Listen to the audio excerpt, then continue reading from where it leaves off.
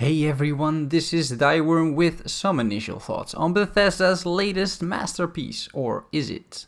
We are continuing the Fallout 76 First Impression series with the next topic, modding the game. In the past, you could argue that Bethesda games just needed mods basically from the start, but it wasn't as bad as people make you believe, in my opinion. I played Morrowind, Fallout 3 and Oblivion without mods for ages, until I started playing these games on PC. And I could easily forgive the game its many flaws because you got this awesome experience in return. This is not so much true in Fallout 76. More than ever, this is an unfinished product, which is apparent in basically every aspect of the game. Just look at my previous videos in this series and you'll know what I mean. I can think of countless mods I want right now, such as stutter removal, a better UI, smarter enemies and something to allow me to keybind stuff, because my keyboard has so many buttons but this game has so few options for binding them in a way that makes sense. Tough luck though, because modding won't be supported for at least a while. Some online sources like Rock Paper Shotgun are hinting it might take at least another year before modding is supported. Not great, but let's think a little bit about how modding could work.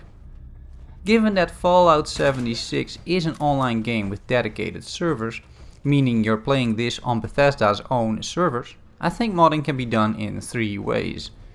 The first way is a way that Bethesda has currently opened up for us, unintentionally I might add, where its dedicated servers are trusting RPCs, the clients, way too much.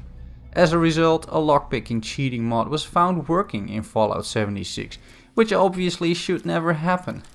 This means that clients, RPCs, have access to server data, which determines what the sweet spot is for a lockpick.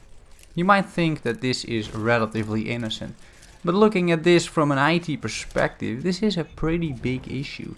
I'll get to this in a little bit, but for now Bethesda said they would fix this, which means this new option is off the table.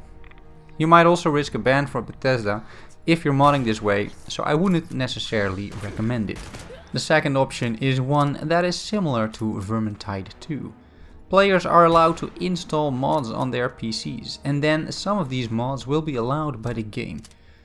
Vermintide 2 allows players to use quality of life mods, like UI mods and such, on their official realm.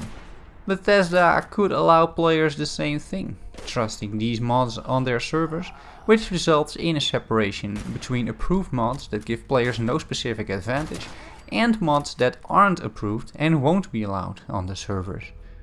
Or they could run some dedicated servers without any modding restrictions. Call them chaos servers or something. I'm not sure what would happen there, but I think it would be pretty hilarious running around on other people's creations. I personally like this model and found it working very well in Vermintide 2.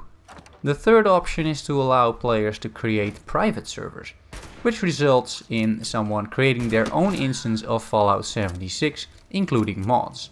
The host can then install mods in the game world or determine which mods are allowed, so people can use them. It's still not as easy of course, but this is probably the best option if you want total modding freedom. It does have a steep requirement, which is either you hosting your own server or trusting someone else and play on their world. Bethesda currently hasn't mentioned too much about private servers, so it's not coming anytime soon I think. I do look forward to this though, with private worlds and modding fun for years to come. All of this does mean, unfortunately, that right now modding options will be very limited. The options that are there aren't really encouraged by Bethesda, and some sources online speak of players risking bans if you try to mod this game. They argue that by installing mods and interacting with the official servers, you're basically hacking them. And they're not wrong.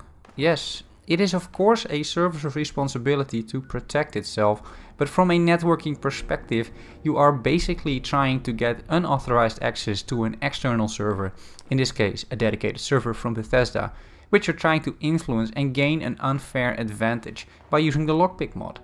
This could potentially result in bans, like IP bans for example.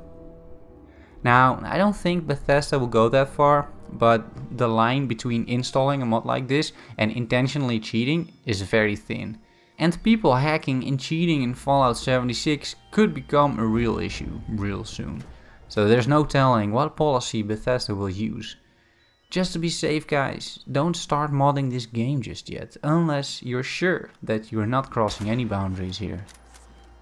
If you think these videos are useful and helpful, consider subscribing. Also, your questions in the comments are really appreciated, because I'm happy to respond to them, and I'll see you in the next episode of my first impressions for Fallout 76. That one will be the conclusion of this series, the wrap up, if you will. Thanks for watching, everyone. Bye bye.